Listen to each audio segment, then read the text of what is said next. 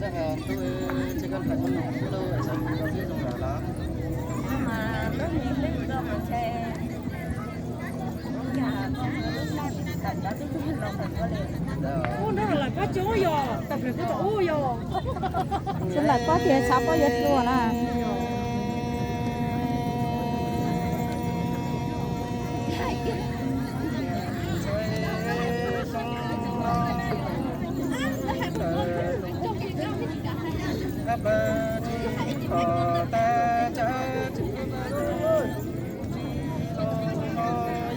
Cái xe có xe luôn, chẳng biết thì gì Cho cái này nó không có hay. Cho mình giờ hết cho lâu chỉ cái để gì mà thắt mà để cho mà xe mà áp gì đó đấy. cái xe nó dễ chỉ xe. Cái chỉ có biết chủ biết nào là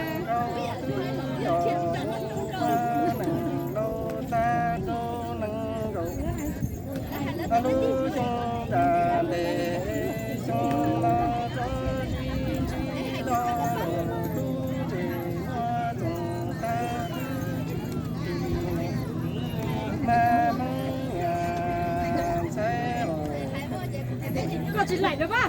Cái tao muốn tí thì có chỉ lại à.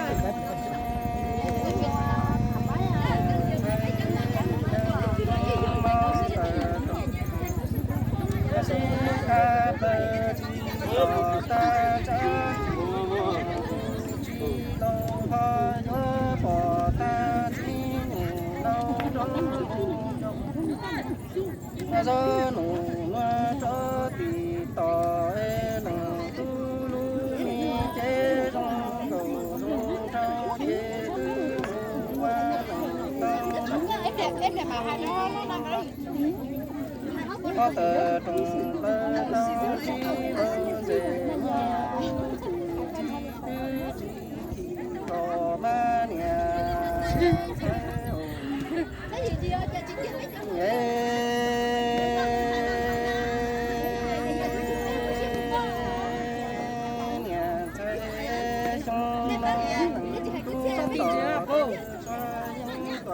Cho tin chứ đâu được giờ các bạn. cho tôi đi chia chế tao đó nhà sa chia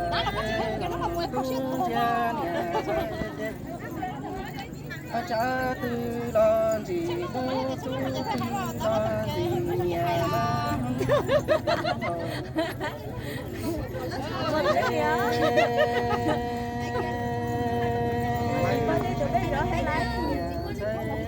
sông lo câu ấp lơ tòa lo tòa khơi qua qua cha chi cha cha có thì nhẹ cha cha có thì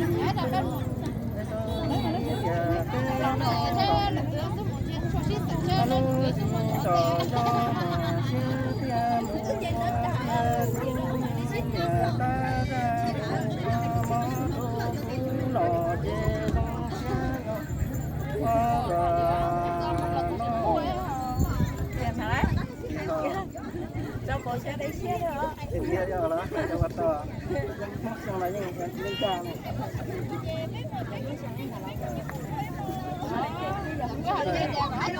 nhà đó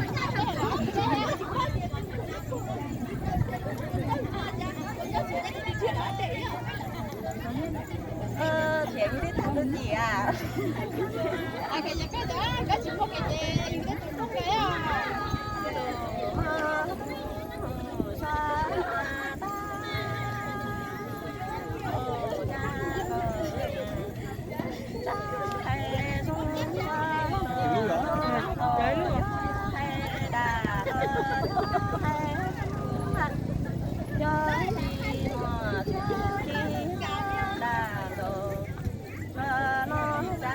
Cái được hay nó to rồi. Nó tổng hả?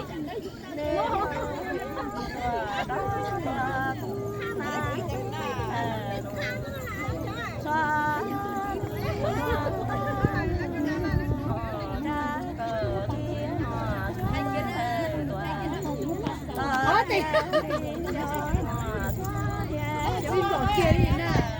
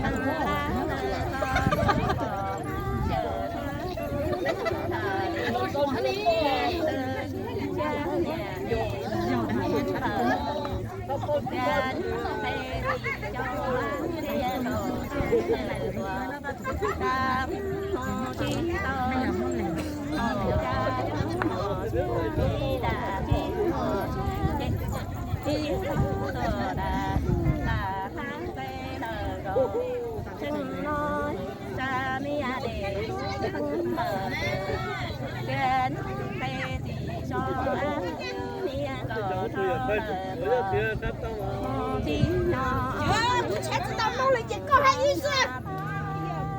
我感觉不讲